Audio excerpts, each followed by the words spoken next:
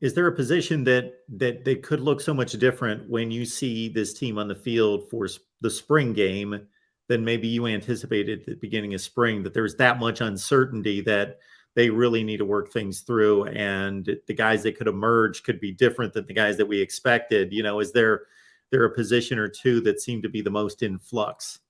And you may have hit upon one right Well, there. yeah, I think safety's probably the one I would have led with. I'm gonna.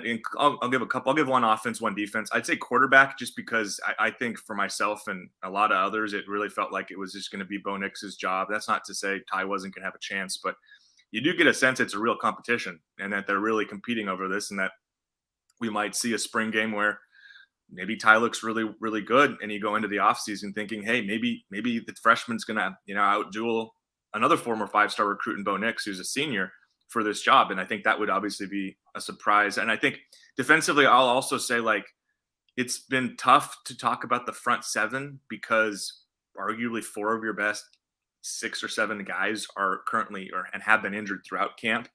Defensive line has been without Brandon Dorlus, their best defensive lineman. Popo Amavai, probably their second best, and Keon Ware Hudson, who could be their third best. None of them have taken part at all this spring.